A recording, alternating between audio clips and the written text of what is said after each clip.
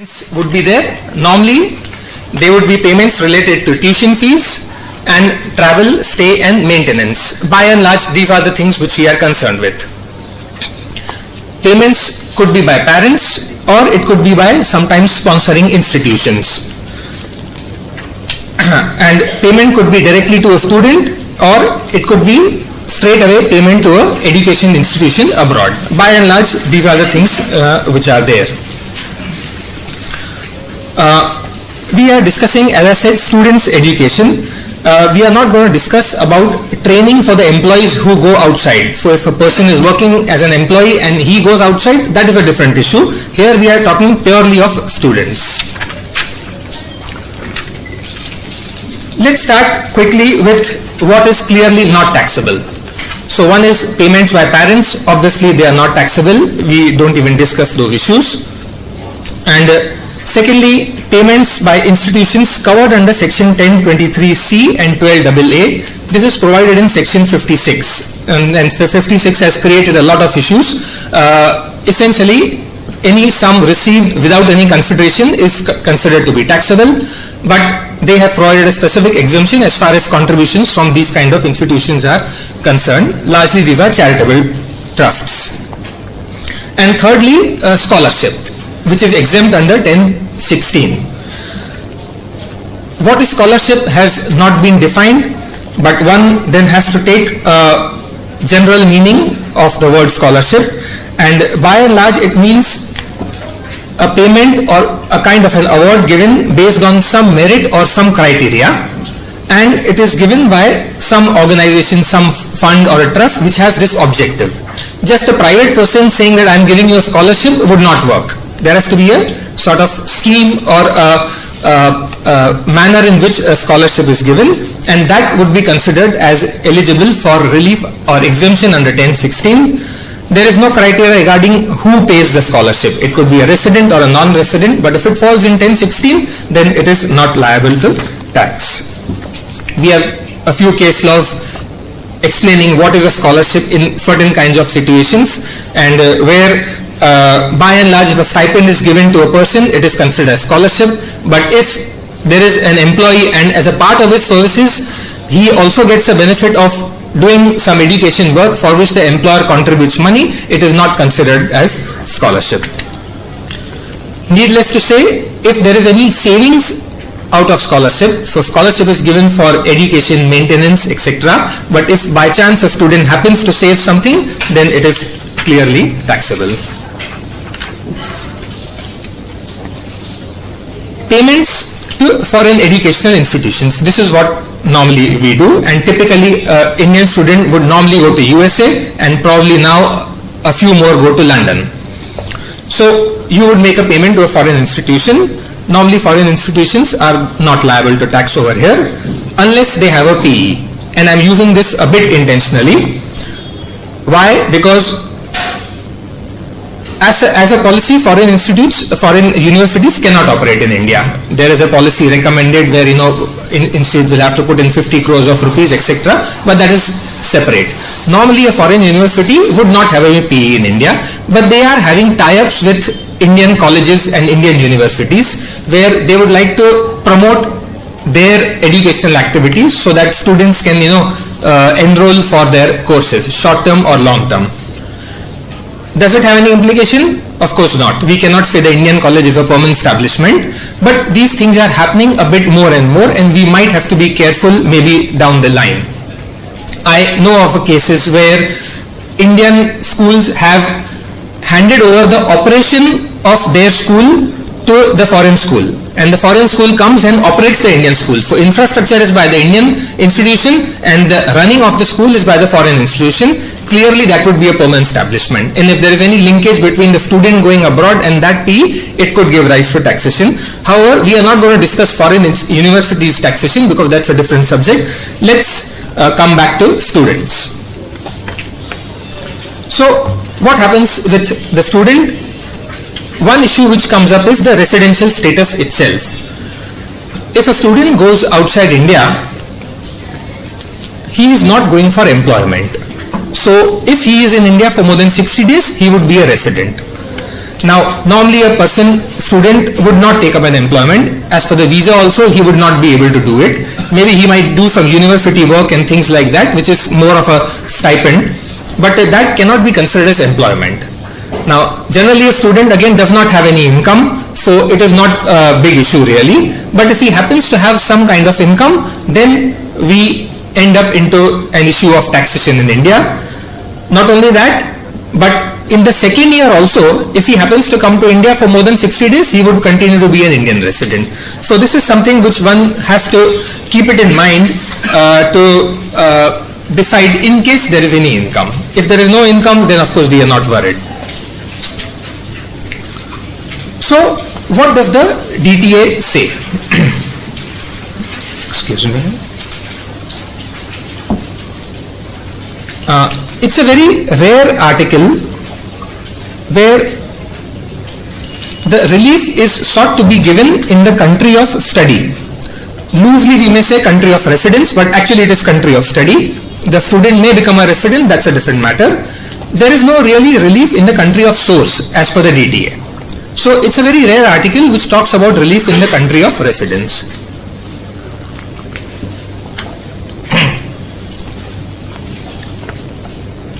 Yeah. So the DTA says, or rather it applies to payments received from sources outside the country in which the student goes to study. And the article applies to student, business, trainee or an apprentice also. So in a sense, if the source of payment for the student's education, maintenance, etc. is outside the country where he goes to study, so let us say USA, and if the money is coming from outside USA, then the amount is not liable to tax in USA. That is what the article clearly provides. If he happens to get any funding within the USA, then we will have to rely on the US domestic law to see that there is no tax. By and large, there is no tax, but one has to examine that issue. So therefore, money coming out of USA from India or in fact anywhere, and if it goes to USA for students' education in USA, then it would not be liable to tax over there.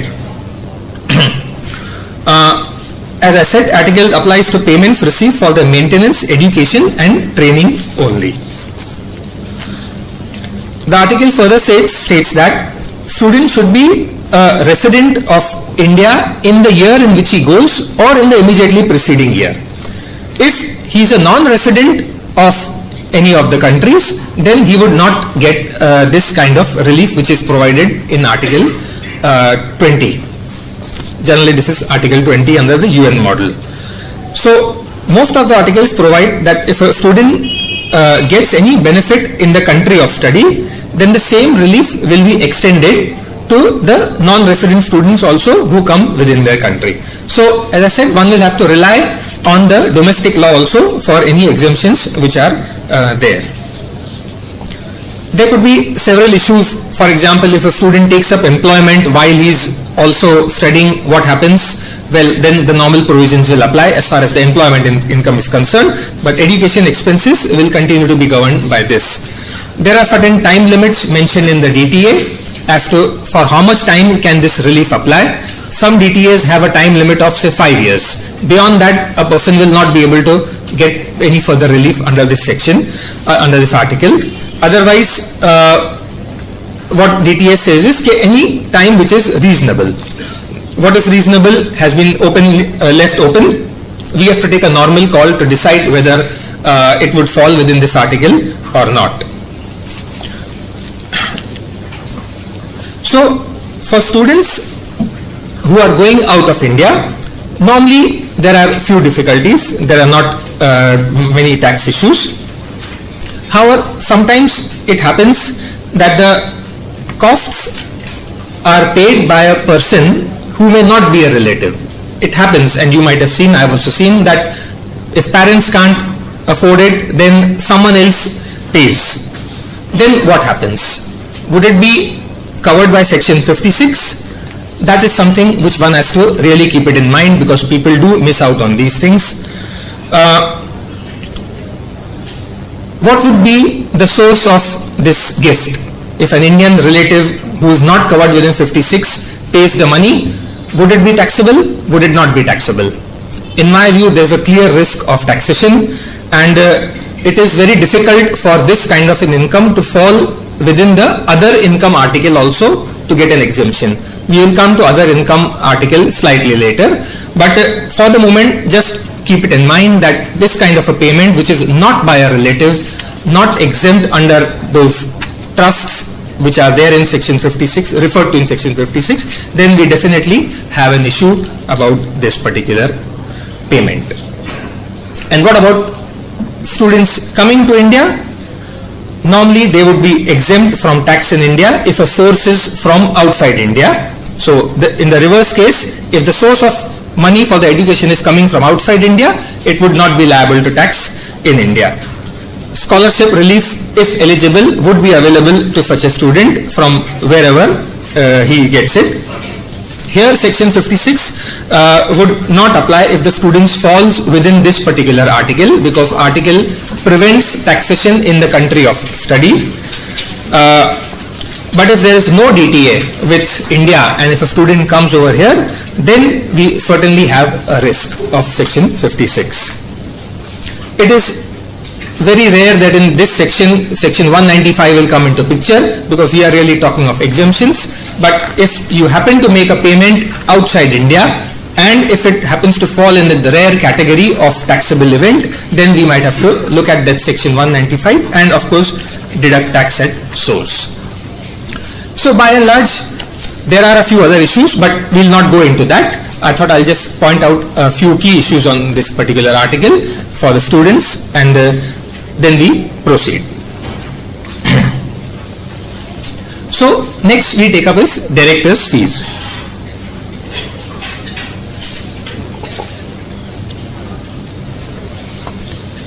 Director's fees and remuneration is a specific article carved out, and it's not dealt with under section 15, article 15, which deals with salaries. So DTA deals with fees and remuneration received by a director as a member of board of directors. This is important. And the article also sometimes applies to top level officials. We will come to that slightly later. So two things, it applies to directors and it applies to top level officials as far as the model is concerned. So what does the model say?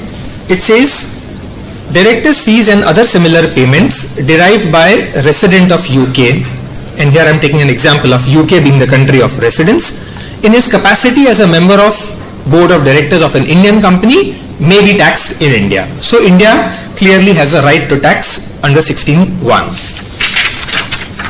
16.2 deals with top level officials, and it says salary and wages derived by a UK resident in his capacity as an official in a top level managerial position of an Indian company can be taxed in India. So under both the clauses 1 and 2, India can tax this income. So clearly there are two sort of capacities envisaged, one as a director, one as a top level managerial person, which is like an employee. This article 16 supersedes article 15, which talks about salary, and therefore there is a short stay exemption available under article 15 for employees, which basically says is that if a foreign employee, non-resident employee comes to India to work for a short time, generally less than 6 months, no Indian resident makes a payment, no non-resident claims the salary expense as a deduction in India. So essentially there is no base erosion in India. Then such kind of salary is not taxable for short periods of time. Such short stay exemption is not available in case of director's fees. Essentially that is what they want to override. There is no requirement of services being rendered in India. It could be rendered anywhere in the world. And that is the reason why they have provided this, because as a director it's very difficult to say what services he rendered for the company from where. It's very difficult to determine. So therefore they have said this.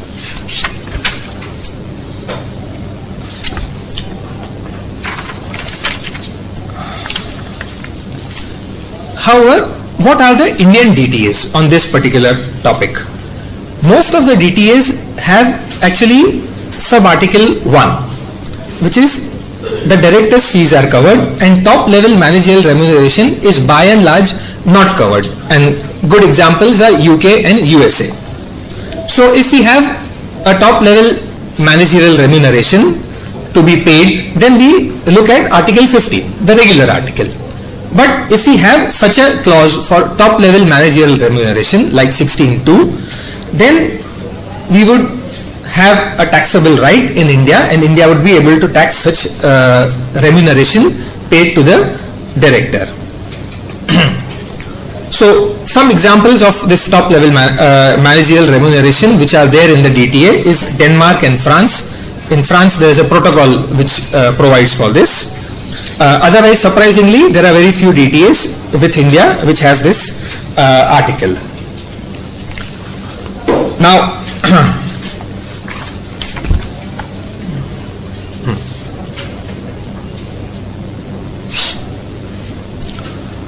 can one say that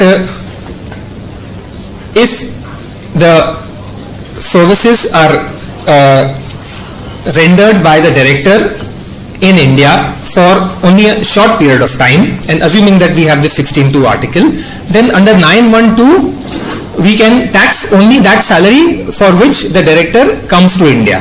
Right? That is the clause in 9(1)(2). Now this is where we have certain level of difficulty. If an Indian company employs a person, so he has got a contract of employment with an Indian company, and the director or the high level managerial person has to work for the Indian company by sitting anywhere, then as the contract is in India, the source remains in India even if he works outside India. This is a point which normally gets missed out. The DTA helps us to protect, but if the DTA does not give us relief, or if there is no DTA, then by just having a contract of employment with an Indian company, the salary is considered to be sourced in India. We have old decisions on this particular topic, right? So this is where if we don't take care of this, then we end up into difficulty. If an Indian company has a branch outside India or a setup outside India where a separate employment contract is entered into to say that he is a person who will be employed in my foreign branch, then we can come out of section 5 and section 9. Otherwise, we can get caught in the basic rule itself that this kind of employment contract gives rise to taxable salary, and we might have to deduct, we will have to deduct tax at source under section 192, not 195, because 195 excludes 192, and then we'll have to go through all those process. So therefore, one needs to be very careful about this particular issue, that if we have an employment contract directly with an Indian company and we have a 16(2) kind of a situation, then we end up into difficulties. What is the meaning of board of directors? By and large, it goes by the company law, but it includes a body in charge of supervision of company's management, and fees can be received by an individual or even a company as a director. All of them are covered within the scope of this particular article. What kinds of incomes are covered? We have director's fees, then the payment could be in cash or in kind. For example, use of some residence, car facility, etc. All those, if they are related to directorship, then it is included in this article. By and large, as a director, what they want to include is a supervisory kind of activity, because director is not really an employee. He is more of a in fiduciary capacity, and as a trustee of the company, not exactly a trustee, but in fiduciary capacity, he is in charge of the supervisory activities. So such kind of remuneration is sought to be covered. Under the OECD model, remuneration in other capacities like advisor or a consultant is not covered within 16(2), but in UN model such remuneration is covered.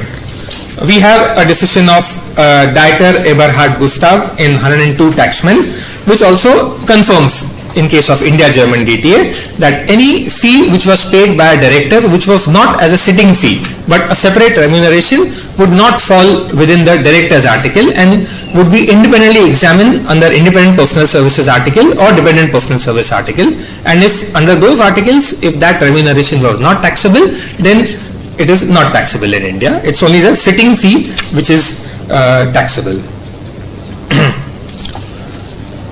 There was some view which said that, can we say that Article 16.2 applies only to top level person who is not a director. So if there is a director and he is also a top level person, then can we say that the second 16.2 does not apply to such a person, he is covered only by 16.1. I think that's a very technical and a hyper technical view. We can't take really that view.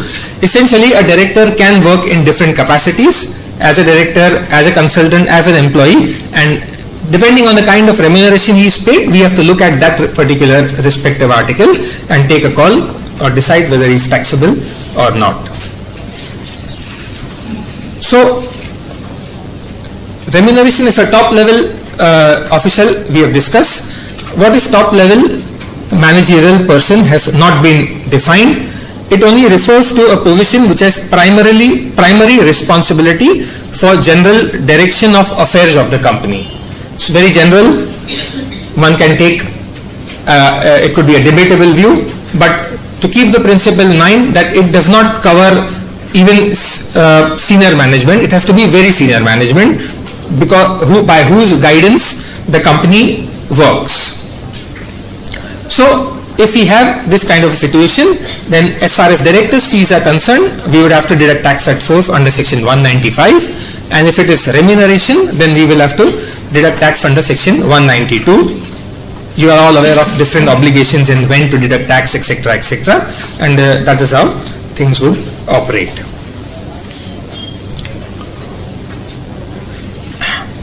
Friends, let's go over to other income article.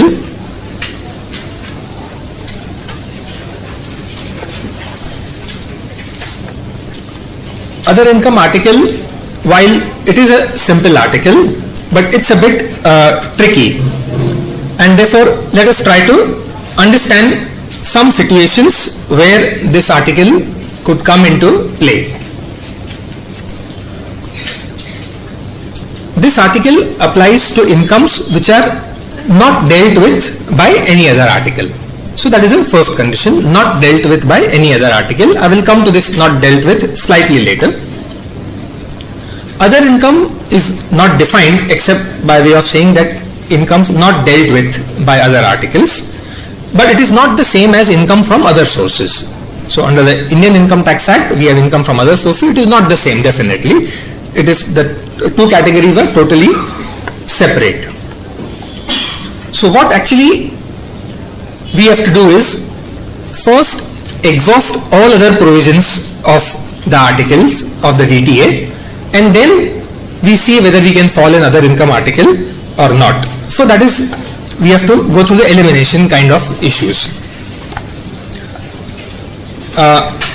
I may just take in help of a small illustration, because this article actually was supposed to be dealt with at the end, but Paresh Bhai requested me if you could just briefly highlight how things happen.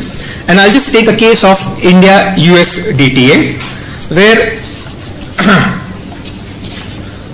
we have in India-US DTA fees for included services article, which is article 12. And then we have service fee clause also. So if services are rendered by a US company in India exceeding certain number of days, then again it becomes taxable. We also have independent personal services article, and there is a bit of a hierarchy as to how things apply. So I will start with the first article which normally would come into picture. We start with actually business income and first start with article 5, but it leads to article 12. Article 12 leads first to independent personal services article or dependent personal services article. And then we see if this doesn't apply, then we come back when we come back. So what do we do is first look at whether income falls within independent personal services article or not. That is professional services. If it is covered by that article, and there is no tax because the conditions are not fulfilled of that particular article. So you don't cross, say, 90 days. I don't remember the number of days in USA. I think it is 90 days. If you cross 90 days, then only income becomes taxable in India, or you have fixed base. But if you don't have that, then even if it is professional services, it will not be taxable under independent personal services article, and that's the end of the matter. But if the income is not covered by independent personal services article, then you might fall under fees for included services article. Loosely we say fees for technical services article, but the phrase used in India USDT is fees for included services, and we see whether we fall within that fees for included services article or not. If we fall, fine. But if that is related to permanent establishment, then we go back to Article 7. In Article 7, we have independent tests. So 5.1 deals with fixed base P, then another article deals with service P. So if you happen to render services in India exceeding certain number of days, again you become a service P.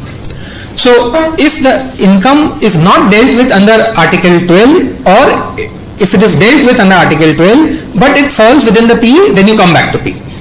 If it falls in P, fine, end of it. But if it doesn't fall within fees for included services article, then you come back to Article 5. If it doesn't fall in that, then you may not be liable to tax. So we have to go through this hierarchy. But then in all these, the income by and large would be dealt with. If there is any income which is dealt with these articles or 11, 12, then you can't get into Article 21. But if there is some kind of income which is not dealt with by any of these articles, then you go to Article 21 and decide what will be my taxability. Immediate good example which I can give you is gift received under Section 56. And what will happen to it? I will just come to it a bit later. But just thought I will explain how one has to eliminate each and every article and then go to Article 21. So Article 21.1, there are normally three parts to it. 21.1 says country of residence, say UK in this case, has the rights to tax any income not dealt with by the DTA. India does not have the right to tax at all except under certain limited circumstances. 21.2, it says that if income is attributable to the PE in India, then India can tax that income even if it falls within Article 21. But if it is income from immovable property of an Indian PE but situated in UK, then again India cannot tax it. I will just go to the next slide and then come back to this slide just to explain this particular issue. A chart explains that there is a UK resident and there is a PE in India, and that PE happens to have a permanent immovable property outside India. Then in this particular case, India cannot tax even though it may be attributable to the Indian PE. Okay, that is just a small exclusion. Then we have Article 21.3, which is there in the UN model but not there in the OECD, and it is there in most of the DTAs which India has signed, and it says that wherever income arises in India, then India can tax that income. So we have first, India cannot tax that income if it is other income, but if it's related to a PE, India can tax that income, and if income arises in India, still India can tax that income. But if 21.3 is not there, then and PE is not there, then India cannot tax that income even if it arises in India. So this is just a brief chart where I've explained in what manner one can consider. Can we say income has arisen in India? If the answer is yes, it is taxable in India, and of course UK. Is it attributable to PE in India? If no, it's not taxable. If it is yes, does it pertain to immovable property situated in UK? No, then it is taxable in India and UK. If it is for immovable property in UK, then it is not taxable in India. It's a simple chart, you can go through it later also, just to explain how things operate. A similar chart for the OECD model, because that 21.3 kind of article is not there. A same thing I have tabulated in a table form. Just the two things on the top. where income arising in India, taxable in India, income attributable to the PE in India, taxable in India. So PE is something which is of course there. We would be interested in seeing whether income arises in India or not. If it arises, it is taxable in India, but if it doesn't arise, and if there are certain, if it doesn't arise, that's the end of the matter. But if there is an Article 21, 1 and 2 only, then also India cannot tax such an income. Let me take an example. And this is an example of a Mauritius DTA, because India-Mauritius DTA does not have sub-article 3, which gives right to India to tax if the income arises. So just to understand this particular concept, let's see this example. There is a resident of Mauritius who receives fees for standing as a surety for a loan. Right?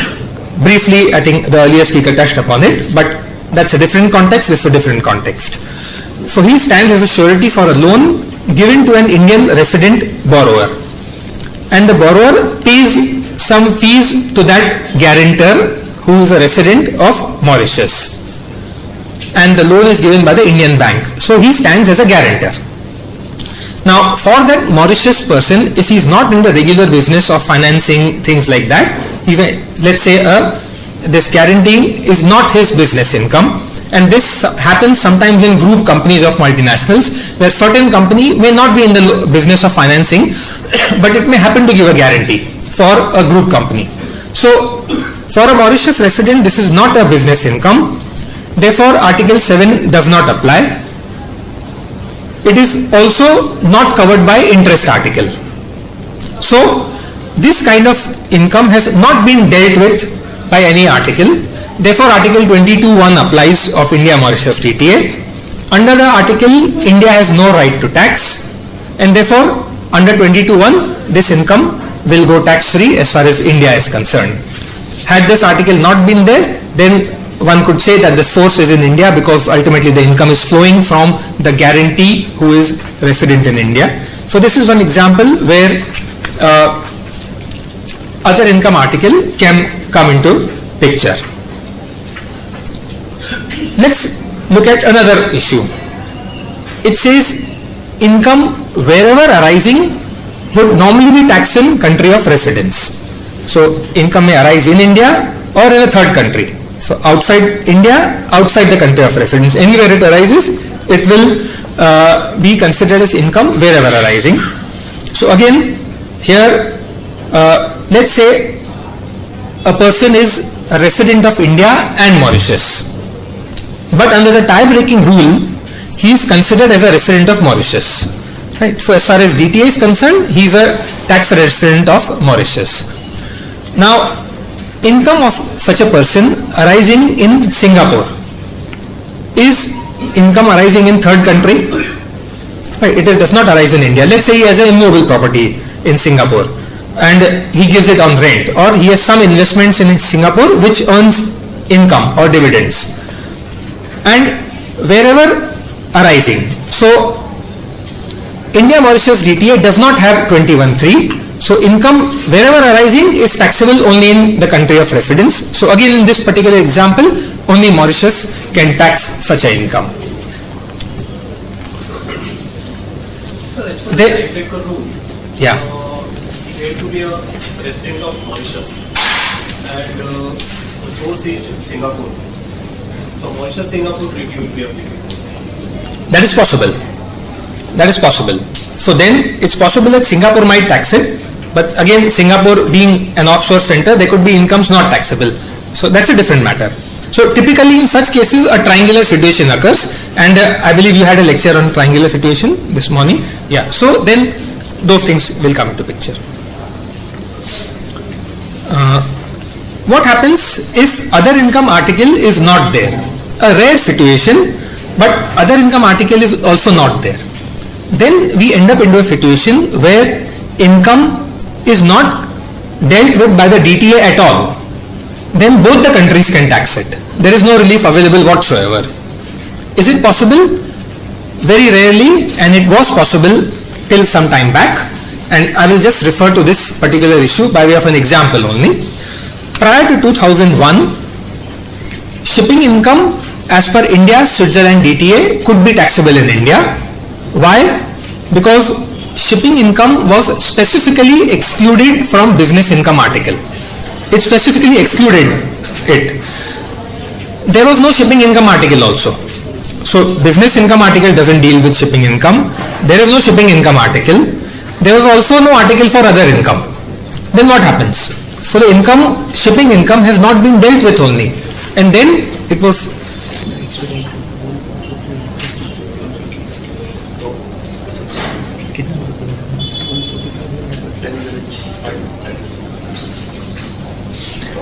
okay. I have to expedite. Let's see what best we can do. So prior to 2001, this was a situation where the income was not dealt with at all, and therefore it was taxable in India. Between 2001 and 2011, other income article was inserted. Then what happened? But shipping income continued to be excluded from business income article, and there was no shipping income article also. Then it was held that shipping income was not dealt with in any of the clause. It was other income, and therefore it was taxable only in Switzerland, right? Because of these particular arguments. And there's a case of Mediterranean Shipping, 27taxman.com 77, which has dealt with this particular issue. I will not go through the difference between not dealt with and not mentioned. It's a technical argument for lack of time. But if some DTAs use the word income not mentioned in the DTA, in that case it's extremely difficult to fall within other income article and take benefit. Largely the income would become taxable in both the countries. But let me not go into that. So in a sense, income arising in the country of source would be taxable because of 21(3). There are different countries where different restrictions are there, like in Canada, etc. Let's come to our topic of interest. Ultimately, what is covered in that? Right. So these are the incomes which can be covered in 21(3). One is punitive damages. Second, non-compete payments. Of course, non-compete is now covered under section 28, so it might be difficult to say that we fall under 28, we fall under other income article, because business income, what is business income is not being defined by the DTA, so we have to go back to the domestic law. But as far as DTA is concerned, it can fall within such transaction. Let me straight come to the issue of 56(2)(7), where if there is a gift received by a non-resident, is it taxable in India or not? And we assume that the gift is between non-relatives, because as you know, relative definition, while vast, it still has many relations which are not covered. Right? So therefore, can we say that the source of that receipt of gift is the place where the gift is received? To me, it looks difficult. Right. A place of receipt cannot be the source. Source is something which gives rise to that income. What happens because of which the income springs? By and large, in business incomes, we have either the contract or the place of services, etc., etc. But in case of gift, what gives rise to the gift? It's the payer only. And payer is in India. It would be a source of income in India and taxable.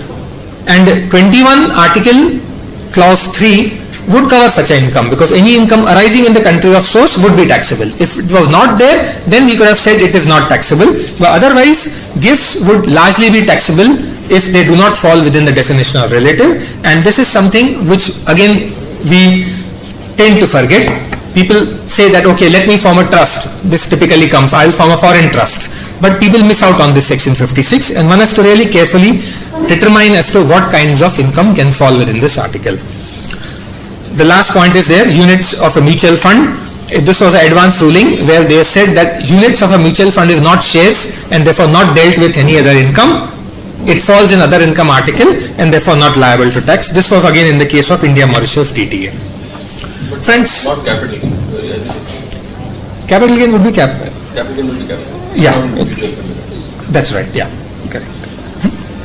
So, friends, Article 21, while tricky, and few things can fall within Article 21, but it has an implication, and one must not forget to look at this particular chapter.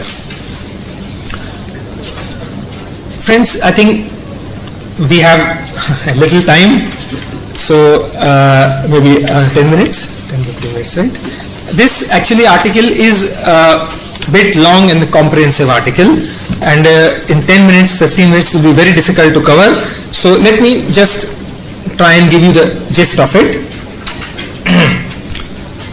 Artists and sportsmen. These are the two categories which are thought to be covered in Article 17.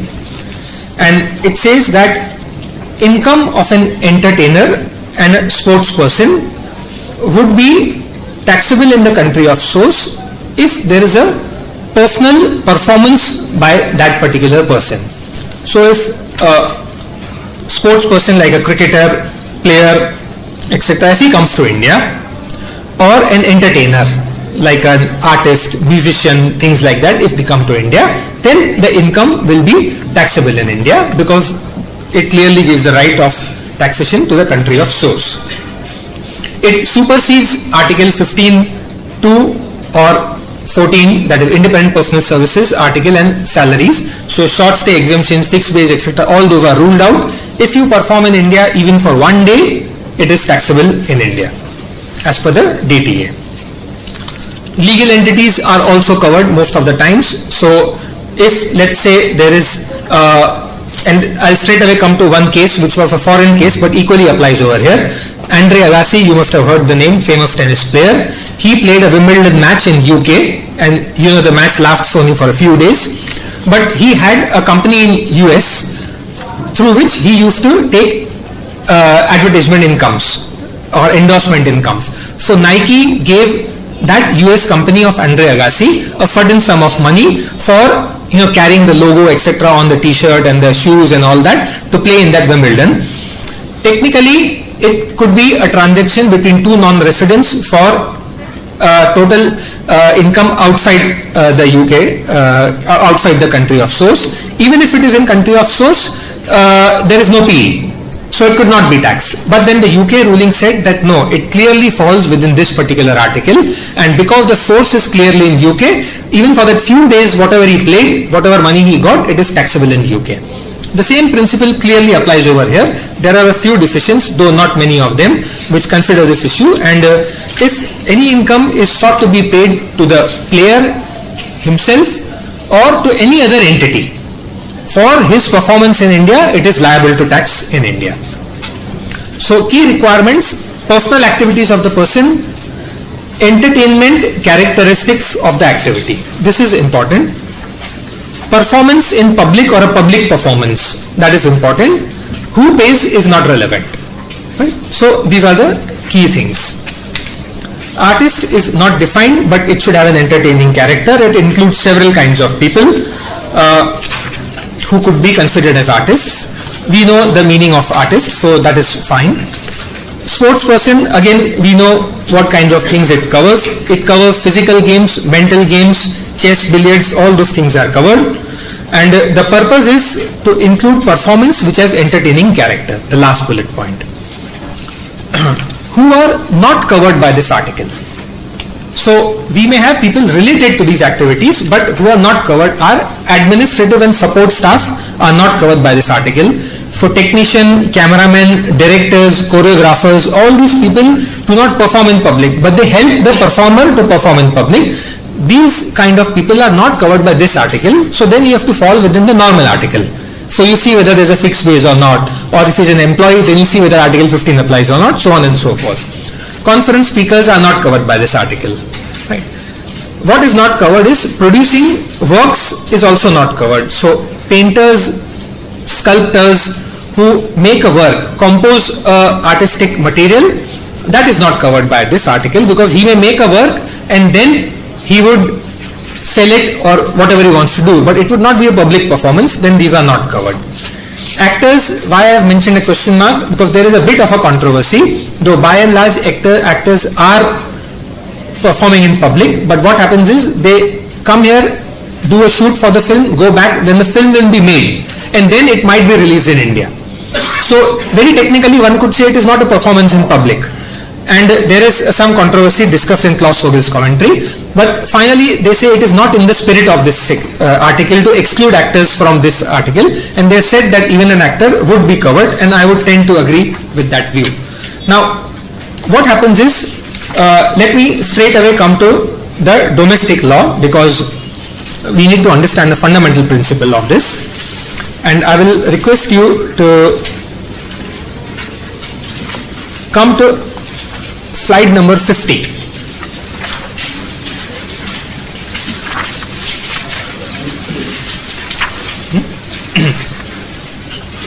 When it comes to the Indian Income Tax Act, we have section 115 BBA, which says that any income arising to an entertainer or a sportsman is taxable in India at a gross rate of 20%. The basic issue over here is, can we say that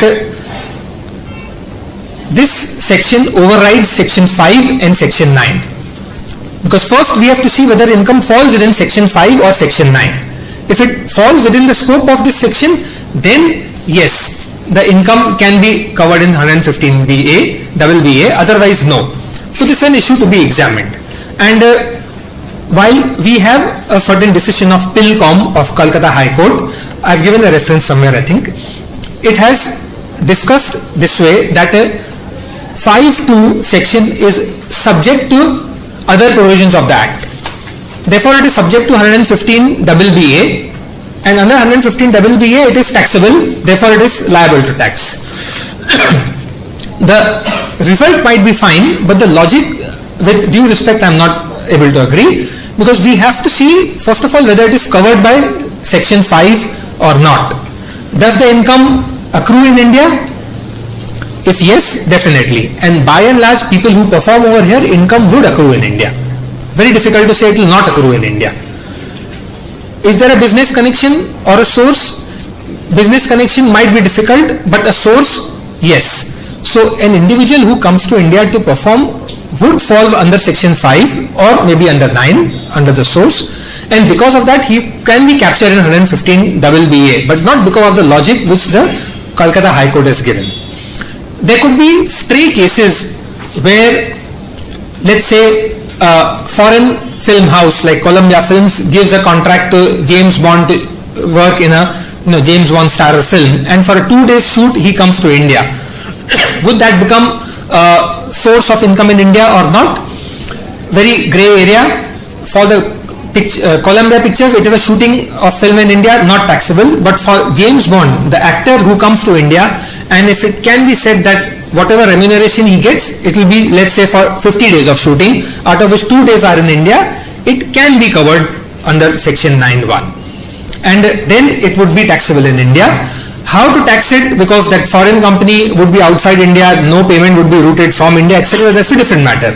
But in principle, it could be taxable in India.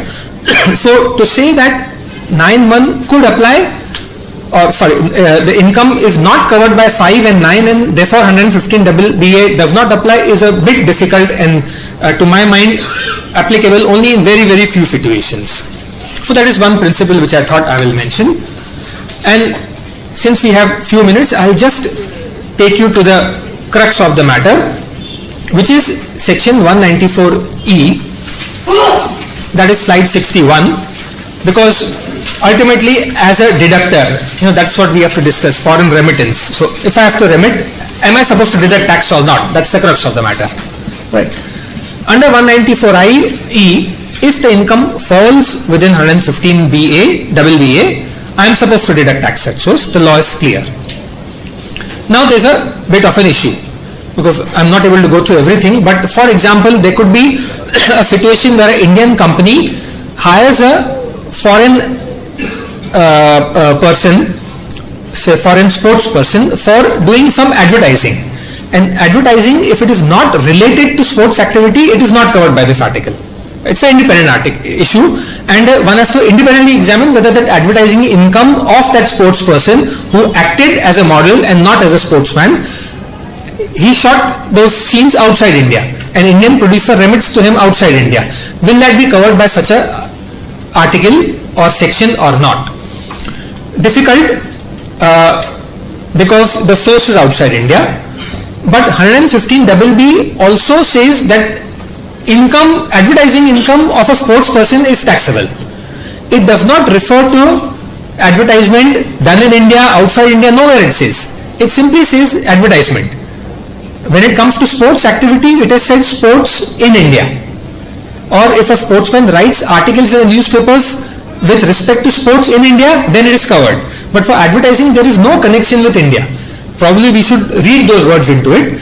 But the point is that, let us say there is some situation where income is not taxable in India, but it is discussed or covered within the meaning of 115BBA. Then what happens? Should you deduct or should you not? Now, there seems to be a lacuna, because and this is also covered by the case law. It says that under 194E, if the income is of the kind of the sporting activity or advertising activity covered in 115BBA, then you are supposed to deduct tax at source. 194E is not like 195, where income chargeable to tax is only covered for TDS. It does not say that. It says if it is a payment of income covered in 115BBA, you have to deduct tax at source. If the income is not taxable, let the non-resident file the return and claim a refund. This is what has been said by Pilcom's decision in Calcutta High Court. So even if the income is not taxable, looks like I might have to deduct tax. And is there any possibility to approach the ITO? Again, technically I find that as a deductor, I can go to ITO under 195(2). But 195(2) does not apply to me. 194E applies to me because that is more specific compared to 195. Now we can take an argument that I'm still covered by 195 and go and apply. So that's a technical issue, whether ITO will accept or not. Under 197, there is no scope for making an application if the income is covered under 115BBA or under this 194E. So therefore, we have a bit of a technical lacuna. It's possible that you make an application and the ITO might accept it, because we have seen some cases where technically the things may not be covered, but we have received certificates. That's a different matter. But as far as the law is concerned, and supported by 2011 Calcutta High Court decision, if you fall in 194E, you have to deduct tax at source. If it is not taxable, you take subsequent steps to recover your tax. If you have to bear the tax, you might file a return as a representative assessee, etc., and then try to do it. So this is one thing. And just the last very quick point, we tend to forget section 230, last slide 63, where if a person has income in India in connection with any business, profession or employment, then he is actually supposed to take a clearance certificate from the ITO before he leaves India. Now, by and large, the immigration department does not ask for it, but you are supposed to take, and normally we don't. Why? As a matter of practice, not because we don't follow the law, but as a matter of practice, we don't look at it. And this is where, immigration department would like the person to leave as early as possible. They don't want the person to stay back, and the department, the income tax department, would not like you to leave unless you pay the tax. So if you get caught within this section, then you have a difficulty. Of course, we have that section that if someone gives a guarantee that taxes will be paid, then you can get the certificate easily. The point is that this is a procedure which is there in the law. Practically, because of practice, people don't ask for it. We also don't apply. But if tomorrow department gets active, we could have an issue over here. Friends, I'm extremely sorry if I had to rush through it. There are quite a few points which I have not been able to discuss. Maybe some other time. Thank you, all of you, for a very, very patient hearing.